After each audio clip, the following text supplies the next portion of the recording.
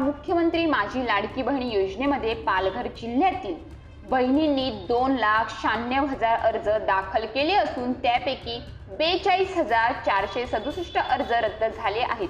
अर्जांची छाननी करताना त्यात अंशतः त्रुटी आढळून आल्यामुळे ते रद्द करण्यात आले आहेत। या त्रुटी 31 ऑगस्ट पर्यंत दूर केल्यास संबंधित लाभार्थ्यांना मागील 2 महिन्यांचा लाभ मिळण्याची शक्यता व्यक्त करण्यात येत आहे। तसेच दुसरीकडे 2,45,000 अर्ज मंजुरीच्या टप्प्यात असून त्यांना या योजनेचा फायदा मिळणार आहे। पालघर जिल्ह्यातील सर्वाधिक अर्ज वसई तालुक्यातून दाखल करण्यात आले आहेत।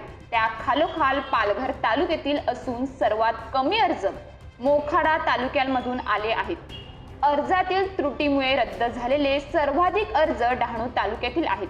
त्या खालोखाल वसई तालुक्यातील अर्ज रद्द करण्यात आले असून मोखाडा तालुक्यातील सर्वात कमी अर्ज रद्द झाले आहेत। सर्वात जास्त स्वीकारलेले अर्ज वसई तालुक्यातील आहेत। त्या खालोखाल पालघर तालुक्यातून व सर्वात कमी अर्ज मोखाडा तालुक्यातून मंजूर करण्यात आले आहेत। 42,000हून अधिक अर्जांमध्ये विविध प्रकारच्या तांत्रिक त्रुटी आढळल्याने ते अंशतः रद्द करण्यात आले आहेत। ज्या मोबाईलवरून हे अर्ज दाखल करण्यात आले आहेत त्याच मोबाईलचा तपशील देण्यात आला आहे। मोबाईलवरून त्रुटी दूर करणे शक्य होणार असल्याचे महिला बाल विकास विभागाकडून यावर सांगण्यात आले।